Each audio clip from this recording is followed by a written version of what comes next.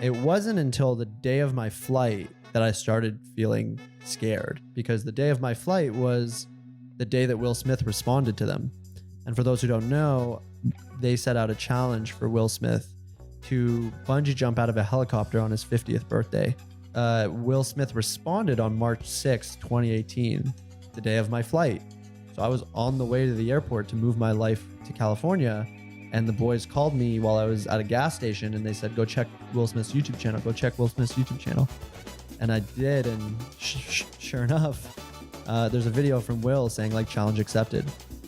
And I remember being on the plane being like, I did not think this was going to happen. It starts with just taking that leap.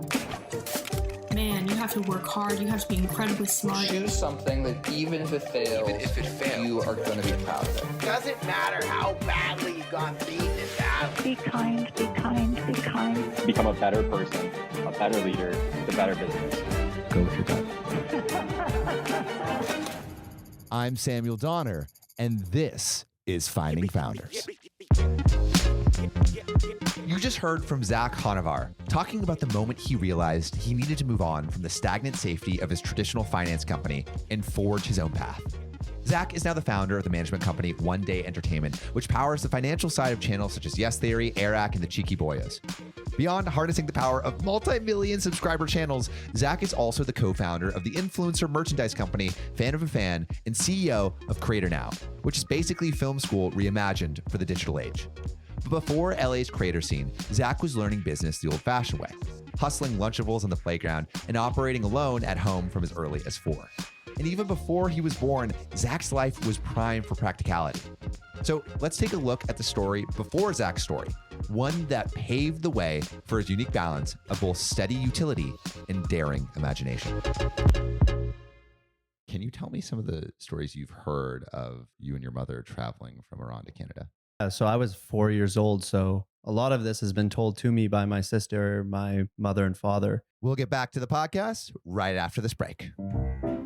Finding Founders is brought to you by the HubSpot Podcast Network with other wonderful shows like CEO School. CEO School, hosted by Sanira Madani, is committed to closing the gap and helping more women level up by sharing stories and strategies from powerful women in leadership. Because nothing bad happens when women make more money. There's a bunch of really cool episodes like Raising Capital, Investing Smart, and Why It's Not About You, where Sanira welcomes Arlen Hamilton to the CEO School Summit.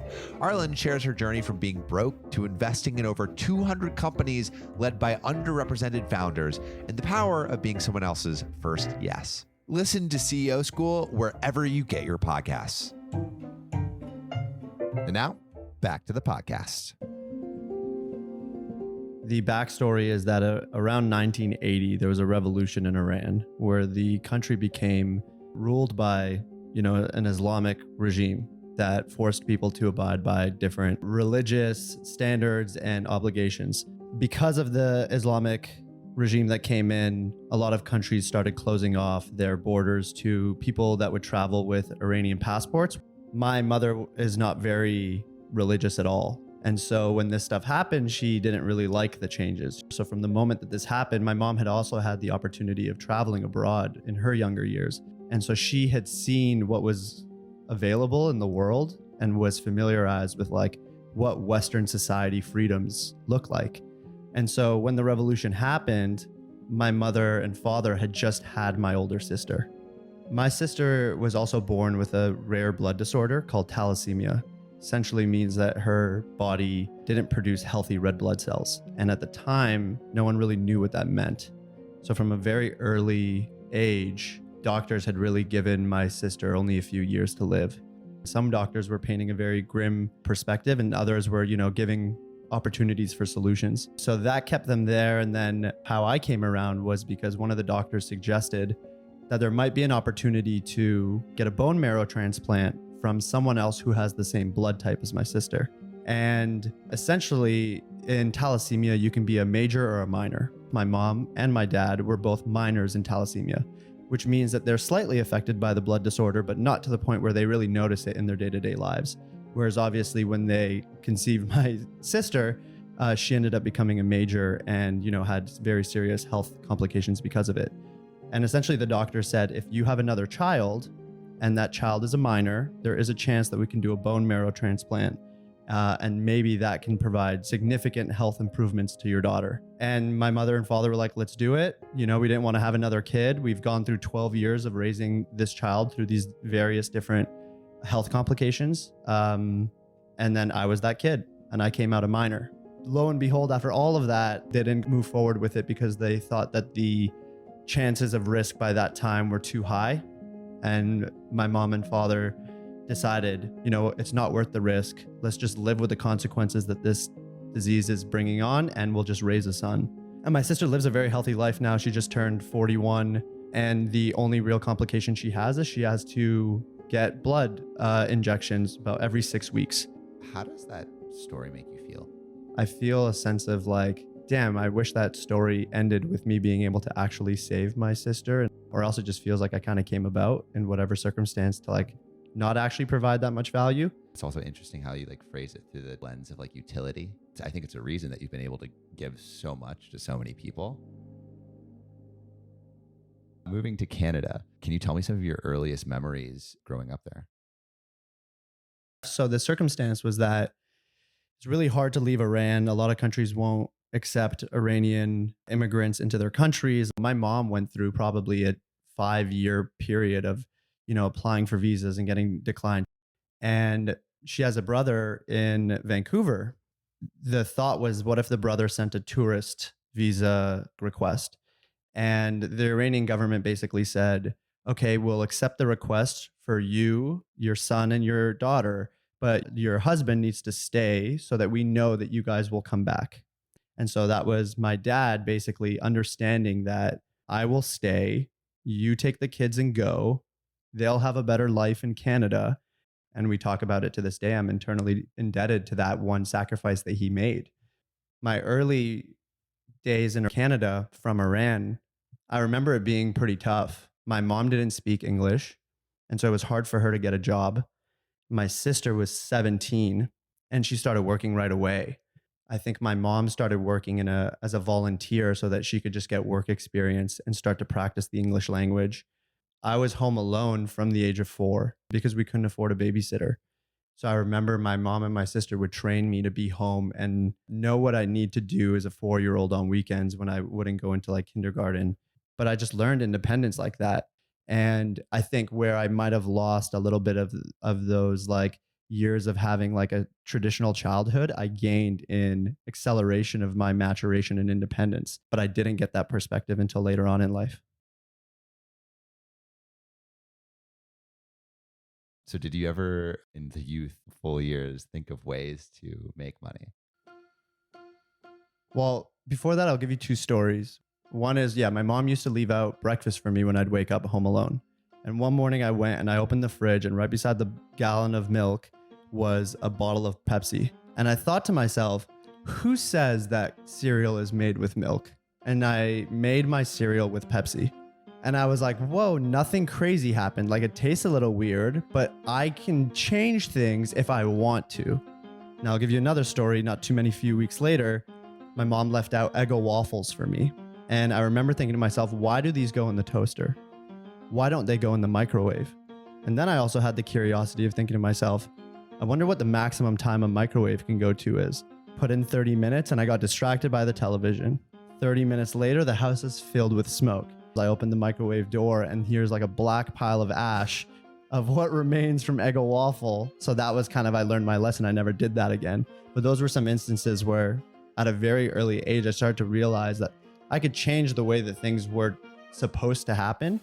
And through my own independence can find other alternative processes or outcomes. That was the entrepreneurship bug in me.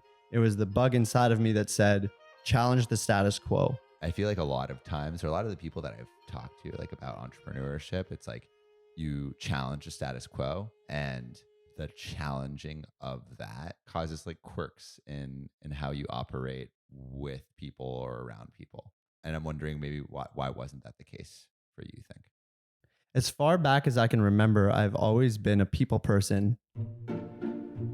I moved around very frequently. I've never been at a school longer than 2 years my entire life. I think I've probably transferred through 8 schools And I think I just got an opportunity to mix and mingle with so many different people that I started to become like a chameleon of some sort. With a certain group of friends, I could have and hold a certain level of conversation. And with a completely different group of friends, I would be able to do the same thing and blend into my surrounding. And maybe that's how I started to develop those social skills, because I wanted the connection and the friendships. So moving forward to maybe some of those like first businesses, quote unquote. I remember being at Costco with my mom, and I really liked Lunchables. The Lunchables with the pizza, and I was talking about Lunchables with a friend like a couple days ago, and I'm like, we freaking like fiended over those. Like I always had salads growing up because my mom was super healthy, and I would like try to trade up to a Lunchable. I mean, I feel like that universally happened at almost every public school or whatever school in North America, because the same thing would happen at mine. And when I moved to Toronto, a lot of the kids at my school were like from every country, and similar to me, they got ethnic lunches at school. And, you know, they sometimes got made fun of because their lunches looked weird or they smelled funny. And I would notice that a lot of kids wouldn't eat their lunch, me included, because I was too embarrassed to heat it up in the microwave and risk the potential of being made fun of. What was in your lunch? Spices, different stews, like things just looked weird, or like they were just foreign to the North American, you know, Canadian kid. And so they tended to just be like, your lunch is weird. You know, where's that from? What is that? That looks like whatever. So I started realizing, oh, all these foreign ethnic kids will trade their lunch for Lunchables or even pay for Lunchables. So I started asking my mom, okay, can you buy me chocolate bars and Lunchables in bulk from Costco? I will sell them. And she was like, okay. So she was like my first plug at the beginning, and she would help me and buy Costco things. And then she'd like want to make sure that that was what I was doing with them. And so like, you know, she'd say like, you can have some of them. And are you selling them? Are you making cash? Like, how much are you selling them for? And so she just thought it was cool that I was doing that, but I kind of took the whole operation under my own wing, and I started like doing it to the point where then I could buy myself the things that my mom wouldn't buy me, which at the time were like basketball cards, sneakers, like fitted hats, all those things my mom wouldn't buy. And so this was kind of like my solution to that. Okay, I'll make money this way, and then I'll go buy those things for myself. It was like the most magical feeling of control, that I can make 1 + 1 = 2 and multiply 2 into 4 and turn 4 into 8, and it works and people are happy with it. Supply meets demand. It was like a beautiful thing. This is like economic equation made sense in my mind, and I liked being the catalyst of it, and I liked the way that people perceived me for it. I thought there was a cool perception. So it was like all of the things were clicking, and I kind of just wanted to follow that road. Did you like have an idea of what you wanted to do or where this like hustler mentality would lead? I knew that it would lead to business, but I didn't even know if I knew the word entrepreneurship. I remember when I first discovered the word entrepreneurship, I would tell people that I wanted to be an entrepreneur, but I would spell it incorrectly. And then people would be like, you know, like it's not spelled that way. And I'd be like, oh crap. And they're like, you want to be an entrepreneur? You can't even spell entrepreneur. Those are my youngest memories of like knowing the word. But I thought in my mind, it was like, I want to be a businessman. They wore fancy suits and they had nice cars. They had a lot of money. And I thought that was cool at the time. Also, I listened to so much rap music that would idolize those figures. I think that's probably where a lot of that desire came from, was through like listening and hearing about these role models and figures in the world of business. And I also remember, you know, when I was like 12, 13, 14, the questions of like, what do you want to be when you grow up became more real.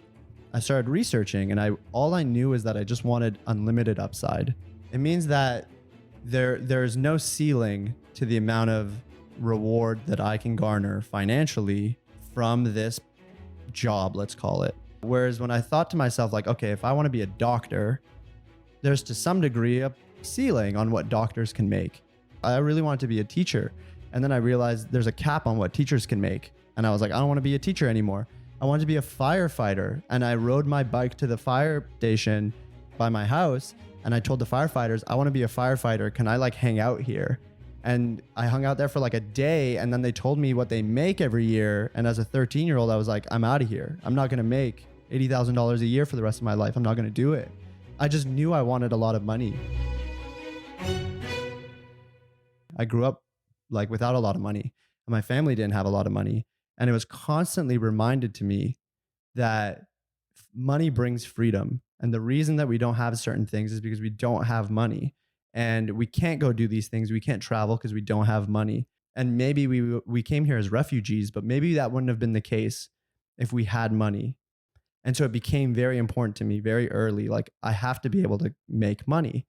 Did you have an idea of like how much you actually needed? I don't think any of those were like really based in reality, or like, it was all kind of relative. I know that at the time, like, what $80,000 would have been to me as a 13-year-old would have been insane. Doctors can make hundreds of thousands, and that's crazy. Hundreds of thousands is a lot of money. And I knew that like being a millionaire is like insane. And I was like, okay, well, there's no reason why that can't be me. And to me, more just meant better. Now I don't think it's bad to be a firefighter if that's what your passion is. I applaud people that are teachers, and I think we should be paying teachers more than we pay the highest surgeon of doctor, truthfully. But unfortunately, that's not how the world is structured. And so what became apparent for me was I just wanted to work as hard as I possibly could. And I wanted my financial return to be uncapped so that my unlimited work could result in unlimited upside and financial reward. And as I spoke to people, people were like, that's only possible in business, because a business could grow to become, Amazon. So you had this idea of like, okay, I want to be a businessman, entrepreneur. When you went or were approaching university, how did you start to solidify some of the, I guess, paths towards that life? So when I got to university in my first year, I thought to myself, I'm going to work in business. What areas of business can I go into? And I was like, investment banking makes the most money. And so in my first year of university, that's what I wanted to do. And I would go to networking events with investment bankers and people in the finance space. But I would talk to people that would say, for the first few years of your career, you're pulling these insane hourly shifts. For a few years, I barely even like saw my mom and like had to sacrifice my social relationships.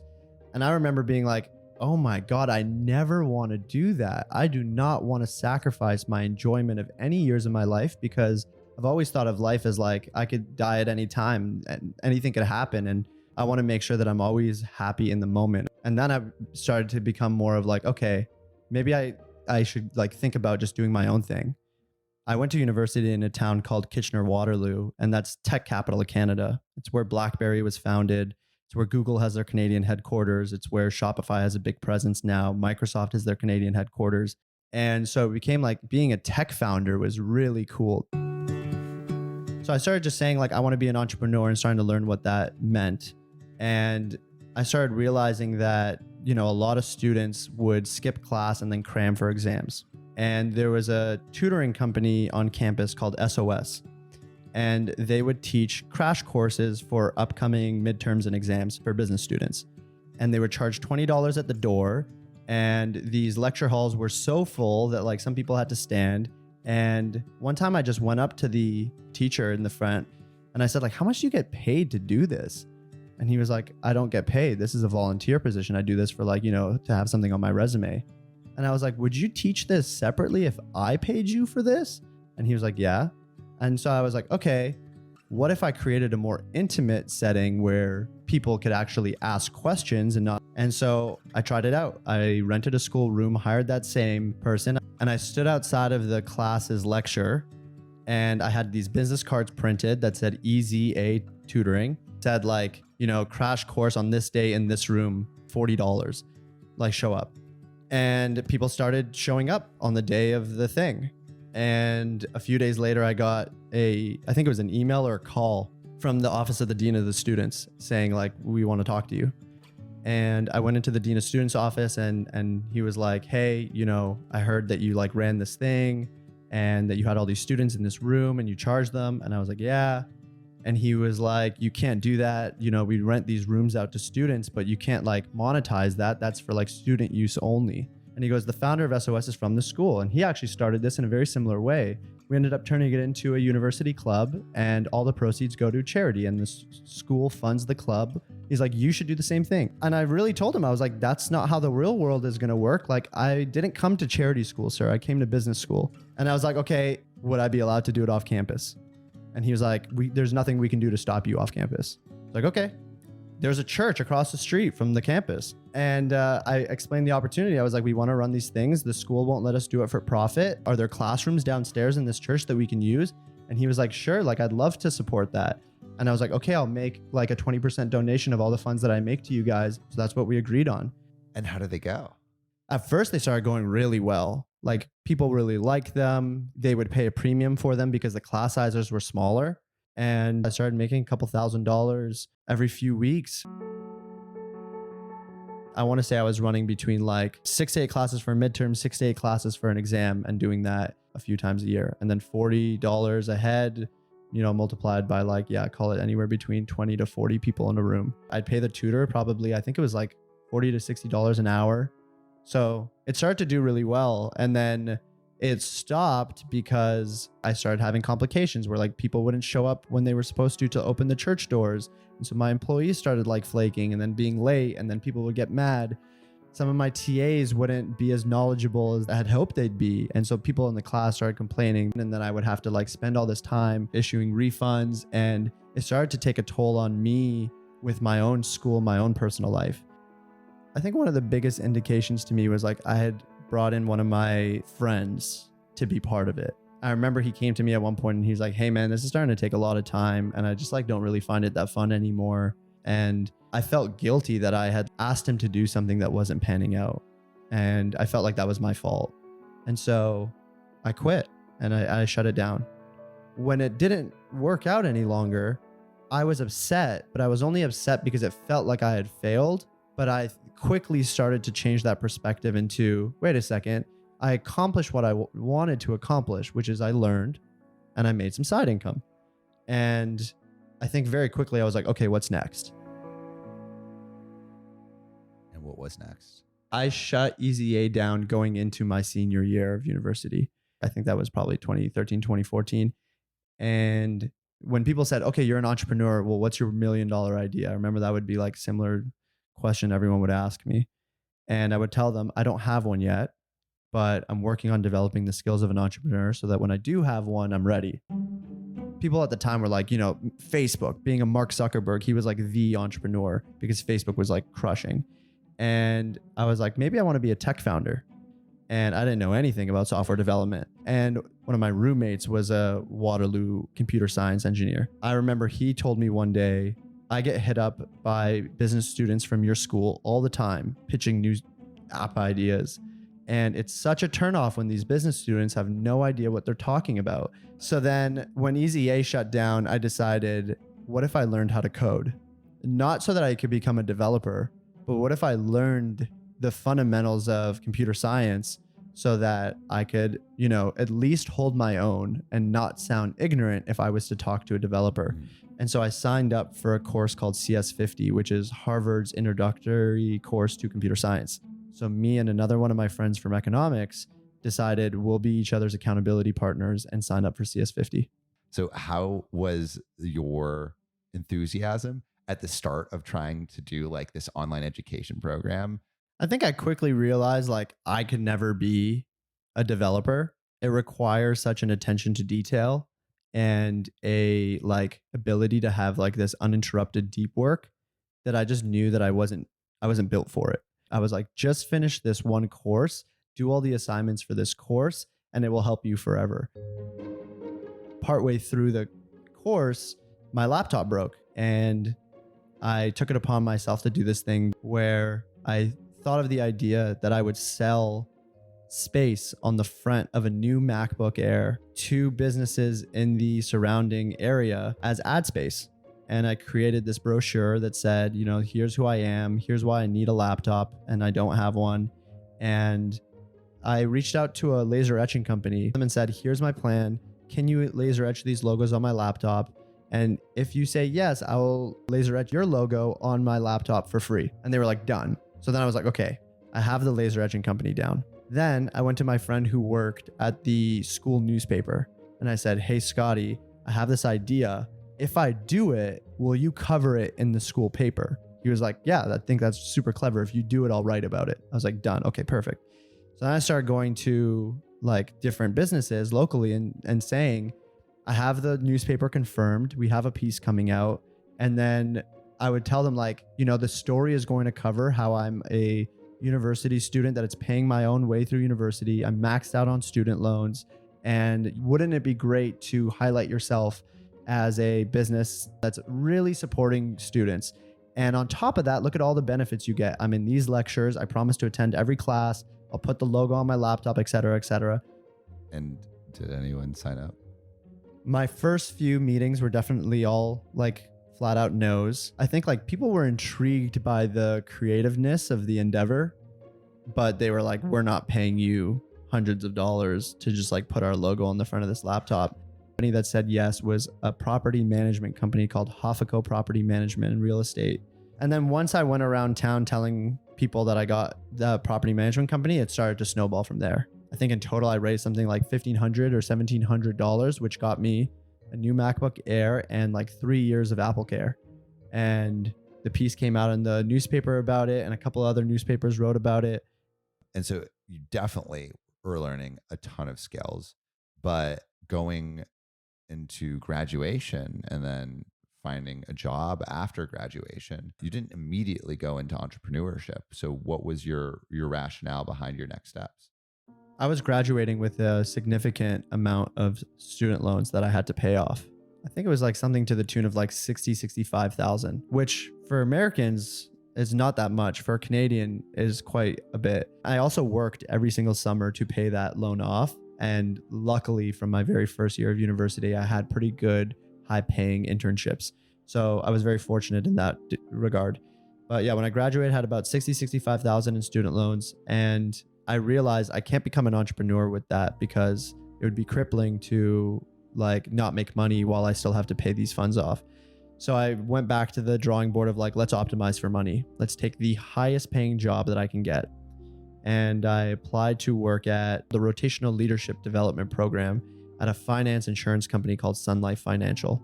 Same company I had done all 3 of my summer internships with. The Rotational Leadership Program takes 12 people every single year and gives them a different role once a year for 3 years in order to accelerate them into company leadership and management. And it was a very like long interview process. And so I got all the way to like the last 20 applicants. And overall, I was really proud with like my presence and how I showed up. And then I got a call one day from the recruiter who was like, hey, unfortunately, we have decided to not move forward with you for the rotational program, but we would love to introduce you to this other recruiter who can chat with you about other opportunities here at Sun Life so that you can still work here. And I said, thank you for the opportunity. I'm not interested in speaking with the recruiter. I'm going to probably call you in a few days to like debrief on what I could have done better, but I will not be pursuing further opportunities with Sun Life. And he was like, well, if you don't mind me asking, like, what are your plans to go do? And I said, I'm going to set a timer for 3 years and I'm going to go find other opportunities to work. I might apply to some competitors. I'm just going to go find a job in the finance space. And I'm going to do whatever I can to make sure that I provide more value than the 12 people that you picked ahead of me. And I'll reach out to you in 3 years and let you know how I did. And I felt like when I said that, I was like, Zach, that was really mean. Yeah, wait, why did you feel like you had to say that? I wanted to let him know the truth. But I operated so competitively that I knew in my mind it was nothing against those 12 applicants. And it was nothing to spite those people, but I just wanted the most for myself. And I wanted to prove them wrong for looking beyond me. So it wasn't anything to be mean, but it was the honest answer. What I was going to go do is going to go like give my all somewhere. And I would remember in the back of my mind that 12 people were picked ahead of me and that I wanted to see in 3 years after the rotational program, where were they and where was I? And to my surprise, he was taken back, but not in a negative way. And he was like, we've gotten to know each other over these past few years, but I don't think I've ever respected you as much as I do right now. And he said, I have some friends at other finance companies in town. I will be sure to make sure that like I introduce you so that you can interview there. And I said, thanks, dude. That means a lot to me. And he said, keep in touch. I'm always here for you as a resource. And I said, I really appreciate that. And a few days pass, probably a week pass, and I was out walking my dog, and I got a call from him, and he was like, hey, Zach, you have 15 minutes? And I was like, yeah. And he goes, I have the head of the RLDP program on the phone. She wants to speak with you. And I was like, okay. And he paged her in, and she was like, hey, Zach, that is the first time anyone has ever reacted that way or like not accepted, just a general entry level interview with us. But we want to let you know that we want to open up a 13th spot for you in the rotational leadership program if you'd be interested. And that was how I got the 13th spot in the RLDP program at Sun Life. What was your emotional reaction when they said, we want to open up that spot? I think it was another one of those putting Pepsi into cereal moments where I realized like it doesn't have to be the way the world tells you it has to be. You can make an imprint by standing up for yourself and knowing your worth. I know what I'm capable of. I know that I'm smart. I know that I'll work hard. I know that I can bring good ideas and I can bring an innovative, youthful spin to stuff at any company I go to. And so they should be lucky to have me. And they should be lucky to have a lot of my, fellow classmates. That moment let me know that if you do stand up for yourself and you don't take what you're given at face value, then anything is possible.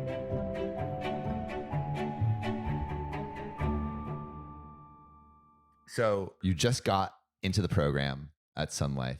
What was the reality of this job? So I got my first rotation in compliance. Of all places, I was auditing and looking over the books for the advisors that worked for the company to ensure that everyone was being compliant and that no one was committing any sort of fraud. Is that boring? It is known to be one of the most boring places in a financial company. Now, when I was there, right? So I'm in an insurance company, already boring. I'm in compliance in an insurance company, triple boring. Oh no, dude. And I would talk to people. I started to get a sense of my team. And you know what? There were a lot of kind people on the team. They really welcomed me with open arms. The head of the department was super nice to me. And I just started to realize a few things. One, I realized that people had been there for 5 to 10 years and they weren't considered senior. You had to be there for like 20 plus years to be considered someone who had seniority because people had been there for that long. Blew my freaking mind. And it's also like, I'm looking at my future right now. Exactly. And that shocked me to the core. I had this mindset of, okay, here's my 9 to 5. I'm going to go home every day, and my 5 to 9 is going to consist of starting a new thing, as well as like improving my skills. And what I started to notice was, my 9 to 5 was boring data entry for the most part. And I would come home exhausted and demoralized. And after a little while, I started realizing that like I wasn't doing a good job in my 5 to 9. I wasn't holding my end of the bargain up, and I started to feel like more and more defeated. And it started to showcase to me why people don't leave a 9 to 5 to do something entrepreneurially. Because it's often when you are unhappy at work, you can't find the energy to get yourself out of it. You're like a crab in the bucket. Even if you were to try, it's like the other thing that you're doing is already taking so much energy from you because it's soul sucking, literally. And if you're unhappy with what you do from 9 to 5, it's really hard to find anything that fulfills you enough from your 5 to 9 to justify for the other 8 hours that you've used that day. So one of the things I started to do was like, okay, well, I only have myself to blame if I'm truly not fulfilled in the work that I'm doing at this company. So why don't I take on some extracurricular projects within this company that could fulfill me? I haven't told many people this story. I found out about this thing called Lean Solutions methodology, where you map out the flow and the process of a business organization and you look for inefficiencies and you optimize them. You figure out the exact flow of how information and things transfer, and you figure out what's a redundancy and how do we get rid of it? How do we make it more streamlined? And I started working with the head of the department on like, I'm going to do this. And she was like, that's cool. Great initiative. And so I started getting my work done and doing this on the side. And one day, one of the ladies in the department came to me, and she was a really nice lady, but came and sat me down and said, Zach, you need to stop doing this. And I was like, why? And she was like, all Lean Solutions does is make people lose their jobs. We'll get back to the podcast right after this break. While you're listening to this podcast, you're probably doing something else too, like mastering the art of working out, shaving like no one's watching. We get it. When you're having conversations with your customers, the same is probably true for them. They're slacking their teams, mentally planning date nights, so growing conversation beyond the moment can be challenging. HubSpot helps you go beyond the moment by connecting you and your team so you can access the exact same data and see the full customer picture, what motivates them, what their expectations are, and how you can blow them out of the water. With powerful tools that connect marketing, sales, ops, and service, HubSpot's powerful CRM platform powers you and your teams to transform customer moments into extraordinary customer experiences. Learn how HubSpot can help your business grow better at HubSpot.com. And now, back to the podcast. And if you keep doing this, people in this department are going to lose their jobs. And I was so taken back. I didn't understand. Because it's basically like you doing a good job and making the company more efficient would reduce redundancies. But those redundancies Are people. yeah. And so I remember just being so shocked because all I was trying to do was learn and do a good job so that I could one, find fulfillment and feel like I was adding impact, and two, so that I was just, could be recommended for better positions in the future, and so that I could be regarded as a high performer. And she was like, no, don't do this. And I said, if someone's job isn't necessary, I'm sure there's other places in the organization that we can find work for them. Maybe work can be more fulfilling if they're actually doing something that's adding impact to the organization rather than something that's deemed a redundancy. And she kind of got, fed up with it. And she was like, whatever, do whatever you want, but this is going to lose people their jobs. And that's nothing to be proud of. How did you feel, dude? After that call? It was face to face. She said to my face. She said it in my cubicle. Oh shit! It was I'm so used to business being through Zoom calls. Yeah, so face to face. Yeah. She said it in my cubicle. She got up and she walked away. And I was like, I need to get the fuck out of here. And I just realized that any type of work that I do here, it's not going to work. I don't belong here. I'm getting beat by all the people who are pursuing entrepreneurship right now because I've convinced myself that I can trade 8 hours of my day for a check, and then I can catch up to everyone else that's spending their full-time life pursuing a business in my 5 to 9. And I'm not even doing a good job because I'm coming home tired and all I want to do is sleep and just numb my mind with a video game or something that's unproductive. And so I said, okay, Zach, what is the number one skill that you could learn to become an entrepreneur? And the answer in my mind was sales. If I could learn how to sell products and ideas, then when I had the right product or idea, I'd be able to sell it. And then I said, I'll find a sales job at a startup because startups are where innovative people are going and where people on the cutting edge of technologies and trends are.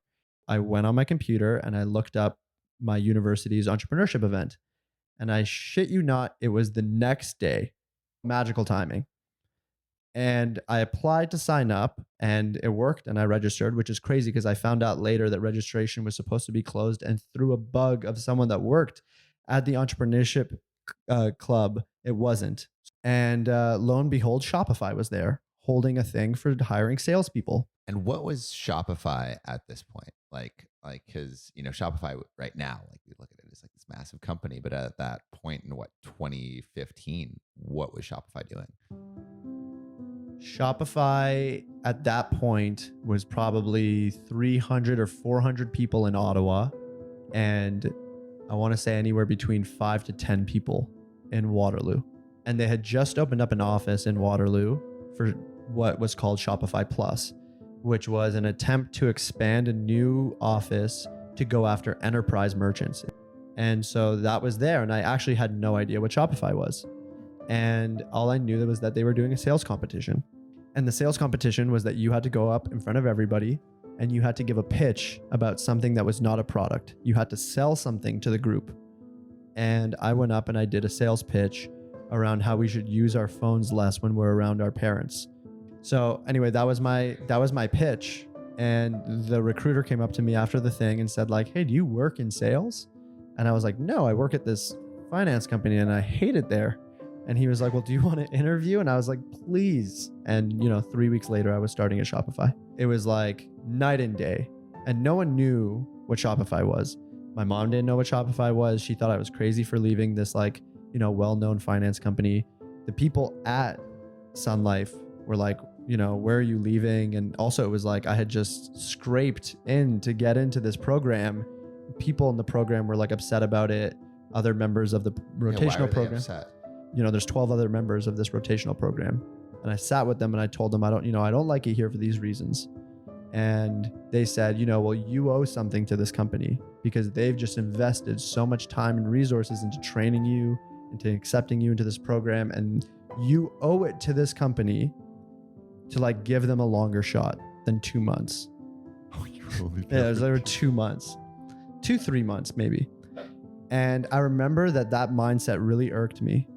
And I remember my response was probably as angry as probably came off as angry as my initial message to that recruiter, which was, I don't know these people anything. This company would fire you at the drop of a hat if they needed to support their bottom line. You are here to help the business. You do not owe them anything. And what was the environment like at Shopify? Like if you could maybe describe it in comparison, right? So if it's like cubicles at Sun Life, like what are you seeing at Shopify? It was such a magical time at Shopify back then. It was, you could be who you were. In my first day at Shopify, I started as the same day as my director. His name's Mark Bergen. He's the VP of Revenue at Shopify. And, we just were shooting the shit. And I was like, Mark, this is going to be the last job I ever have. And he's like, what do you mean? I was like, well, I'm here to learn sales skills. And that's what I'm going to do. I promise you that I'm going to be the very best sales rep you have. And when I feel like I've mastered this craft, I'm going to go start my own business. And so this will be the last company I ever work at. And he was like, well, as long as you master sales and you're my best rep ever, I'm totally okay with that. And so that was like how we started the relationship, and him and I grew to have a very strong relationship, and still do have a really strong relationship as a mentor of mine. It was just magical because it was like every week 14 new people were starting or more. And so it was like within 5 months, I was a mentor to a handful of new employees. And I remember thinking to myself, whoa, I'm like senior at Shopify. It's been like 5 months. It would have taken me more than 5 years to become a senior at Sun Life because of just the way that the company was growing at Shopify. And it very much felt like there was something going on inside of Shopify that no one else knew about except for us.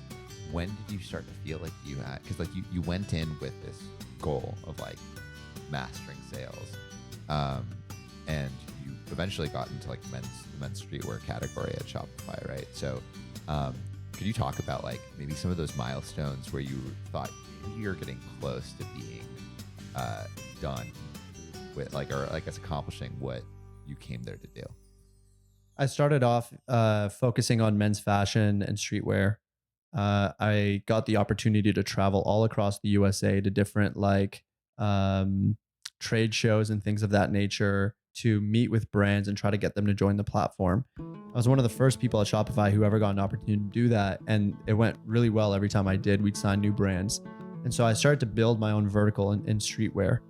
And that led to me calling a streetwear shop in Chicago called Leaders 1354 and telling them that they should join Shopify. And the guy who runs Leaders was like, I don't have the time. I recognize that this is important, but I just don't have the time to do it. I'm a retail guy. If you know anyone that wants to run our e-commerce, I'm more than happy to join Shopify, but I just don't have the know-how on my team. And I thought about it for a while. And one day I called him and I said, what if I ran it? like, I need to learn more about the merchants that I'm selling to. What a better way to learn about the merchants that I'm selling to than like literally work with one of the merchants that I'm selling to. Was that okay? Shopify was like, incredible, do that. Shopify would give you money to start your own Shopify store. They had a thing where every employee had, I think it was the first $2,000 to $5,000 of, you could reimburse yourself $2,000 to $5,000 as long as you could show receipts that those $2,000 to $5,000 were spent on starting a Shopify store. So it was like very much encouraged. That's so cool. The best. Yeah. And I ended up running e-commerce for this streetwear store in Chicago. I drove with one of my colleagues, Arsh, and we went down to Chicago. I think in one of those travels across the to LA, I had one of my friends reach out to me and say, "Hey, how long are you in LA for? I'm here visiting these like guys that have a YouTube channel called Yes Theory."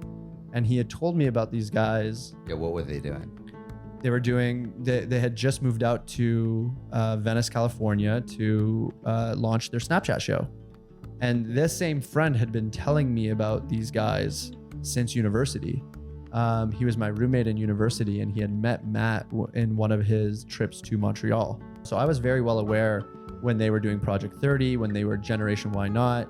I had just been familiar with their content. And he said, "Hey man, I'm in LA right now staying with the Yes Theory guys. If you're here, you should meet with them as well."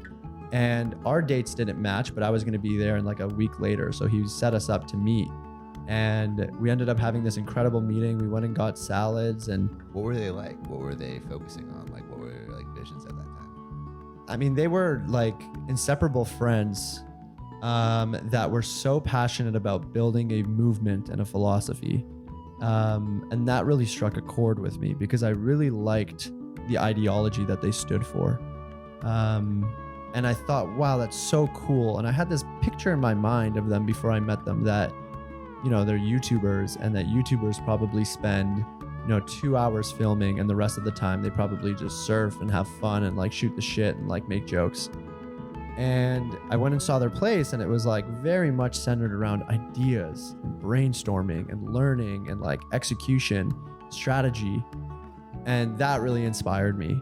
And when we set out to like leave that day, they were like, "Hey, if you're ever back in LA, like people stay on our couch all the time. You're always welcome to stay on our couch." Shopify paid for my hotels, but coincidentally, I was back at their place 2 weeks later, and I was staying on the couch. A few weeks passed, and they messaged me and said like, "Hey, we want to launch our merch line. Can you look at some agreements that we've had?" And long story short, we ended up realizing that it was far better to just do it in-house. And I was the guy who ran like the streetwear vertical at Shopify, so I could help them out. And it was Mar's great idea that instead of running merch, we'd actually build a clothing line. We'd call it Seek Discomfort. And so that was like the first thing that I did. And I stepped away from the streetwear brand that I was working with leaders to help the Yes Theory guys launch Seek Discomfort. And that led to it going so well at the early days that they were like, How did you know it was going well? like it started to sell. Like we launched a couple launches and it got really good feedback. And a couple of their YouTuber friends came to them and said, "Hey, who makes this? Like, who's doing this? We need merch too." And I remember turning to them and I was like, "Guys, if you guys can keep getting creators to sign up, why don't we just start a merchandising company? I don't want to be running all these people's merch. Like, I still have a full-time job." And so we started Fan of a Fan, which is still around today. And not long after, we ended up meeting our third business partner, Ryan, who had built an incredibly successful apparel line that like the Yes Theory guys all looked up to. And we brought him in, and Fan of a Fan started to like take off from there. And Fan of a Fan was the first business I legally incorporated. And I put the incorporation thing on my wall in my office, like on my desk. Office is probably way too luxurious for what it was. But I was so proud of that. It was like the first time I legally started a business. And that was probably one of the first moments where I was like, you know, thinking to myself about what life could be like after Shopify. One of the next things that happened is like I started spending a lot of time in Los Angeles and really liking it. And I went to Shopify and I said, you know, I'd really love to move to LA if you could like relocate me. Shopify's presence in California was growing and they were actually really down for that. And I told the Yes Theory guys and they were like, you know, you should manage us on the side when you move out here. And at first I was like taken back by the thought of like being a manager. Yeah, what does that even mean? I thought of it as like music management. I had always idolized Scooter Braun, and so I knew what management was. But I guess they were like, we want you to help us run our business, and like we can focus on the content. And I remember thinking to myself, I don't have the time to do that, and I don't want to let these guys down. And they said, if you're serious, like if you're still thinking about it, why don't you go talk to this guy named Charlie? Charlie was 2 Chainz' manager, and he'll tell you what management is all about. And I met with Charlie Jabaley, who's also known as CEO Charlie or Charlie Rocket.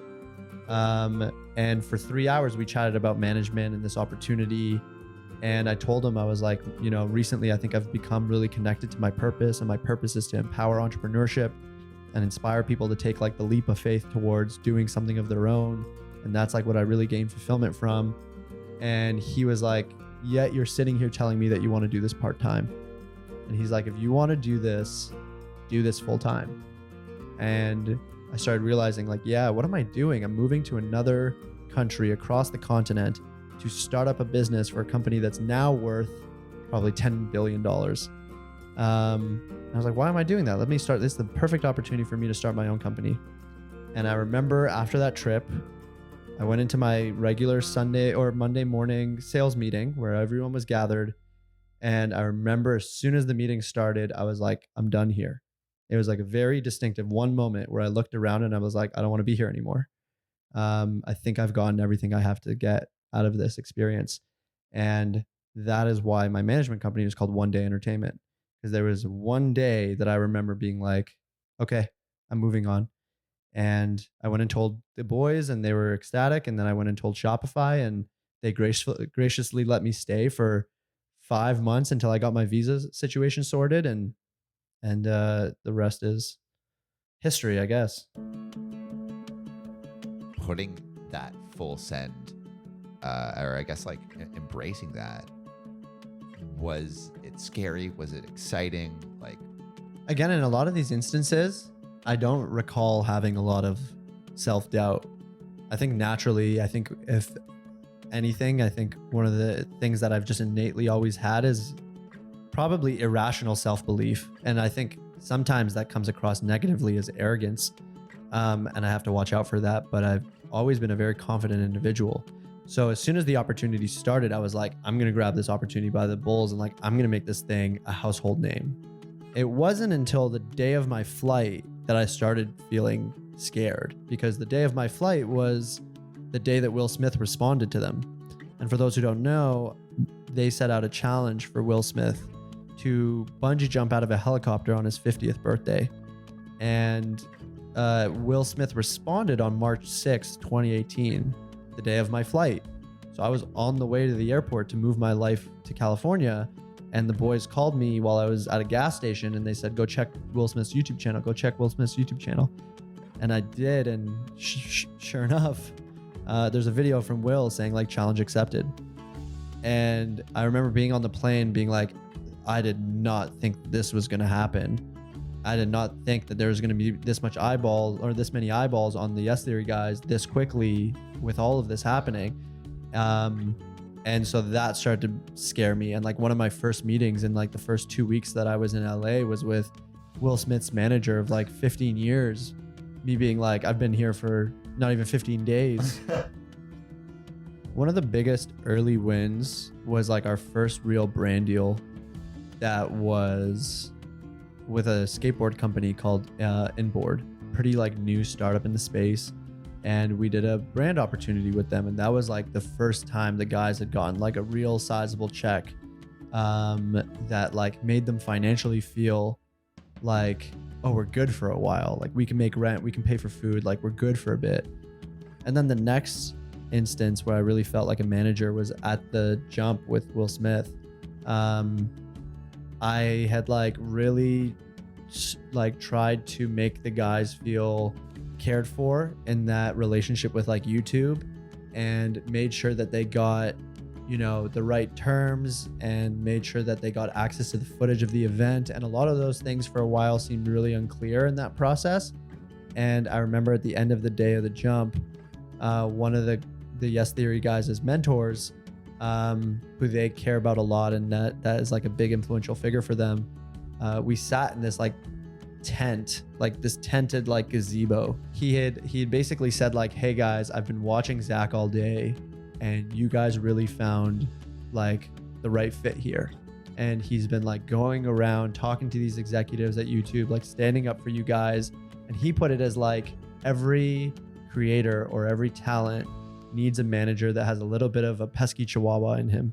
I remember that was the moment where I was like, oh my God, I'm a manager and these are my guys. That was the moment that they transferred trust. And that like, it really became like Zack the manager. From then on, it was like, I was like pesky chihuahua all over town. When did you start to phase out of working as closely with Yes Theory? I had always thought to myself like, okay, eventually I will take on more talent and actually build One Day Entertainment into a management company. And then when the pandemic hit, you know, shortly after, I had thought 2020 is the year I'm going to do it in 2020. And then the pandemic hit and the guys were, you know, at a crossroads of like, what do we do with the channel? Yeah, because like so much of it's travel, meeting strangers. Like you can't do that in the pandemic. Yeah. And they all started to take that as an opportunity to reflect on what did they want to do?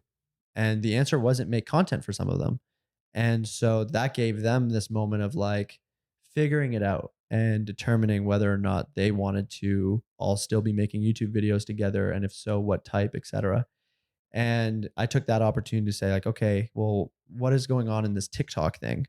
Like TikTok was the hype. And so I started to look in TikTok and say like, I wonder if I can work with TikTokers and turn them into YouTubers and maybe I can expand the management company that way. And so that's where I found the Cheeky Boyos and I found Eric. Found Eric on TikTok through a mutual friend who found his TikTok that blew up about him skateboarding across the, I think Florida or California, scooter across Florida, skateboarded across California. And I was like, oh, cool. This guy's like a TikToker, but like he really seems to have the chops for YouTube. And so we connected and he was like, oh, I don't want to do TikTok. He's like, I want to do YouTube. I am a YouTuber. I'm just using TikTok as a means to an end to become a YouTuber. I want to become the biggest YouTuber on the face of the planet.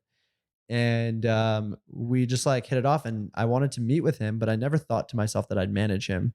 I just didn't know if that lane of content was like what I was passionate about. And when I met Eric, he was not who I thought he would be. I was expecting like this troublemaking, like mischievous dude who was like wanting to prank people and be like a little bit of a menace to society.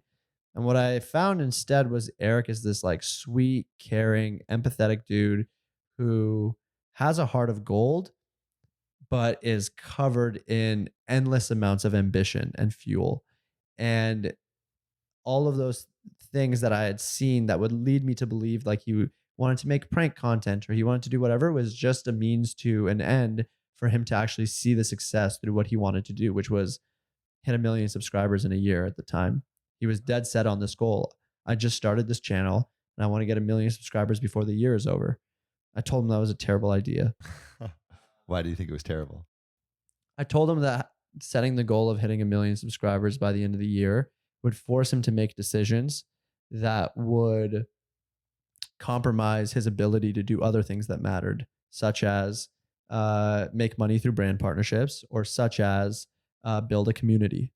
And we would go back and forth and bicker on that back and forth all the time, pretty much all the way up until like September of 2020, October of 2020. And I was like, I'll always give you my perspective, but at the end of the day, it's your call, it's your business. And if you tell me you want to hit it, like I'm on board, but it's my job to also push back and give you the candor of letting you know my honest opinion. And that's been the dynamic we've always had that I think works for us. And as I guess the Yes Theory guys were still figuring stuff out, and that relationship was like more unclear about what my priority should be, because a lot of my focus has always gone into like expansive projects.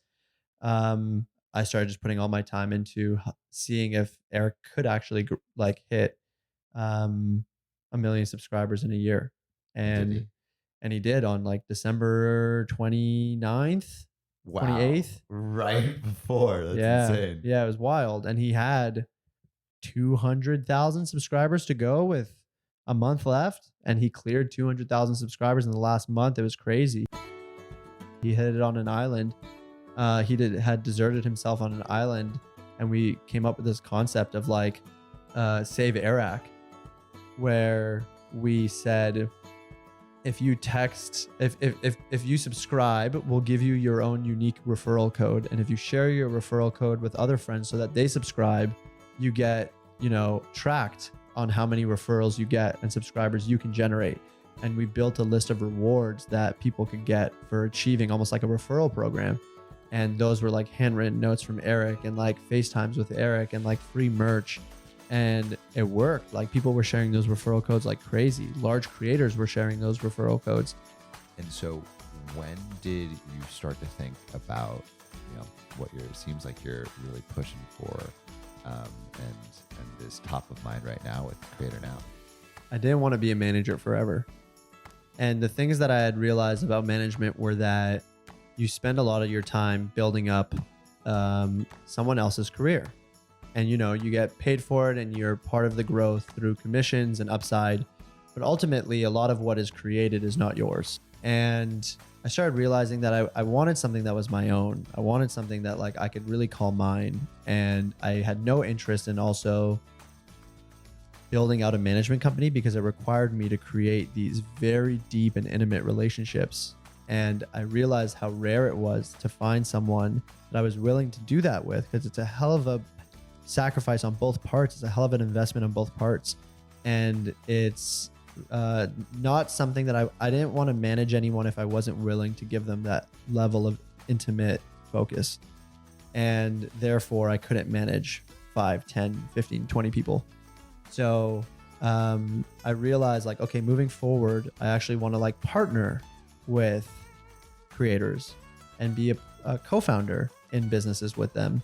And that was like what my plan was on the next business that I was to start. And after Eric hit 1 million subscribers in 2020, we started, immediately in January thinking, okay, well, what business do we start together this year?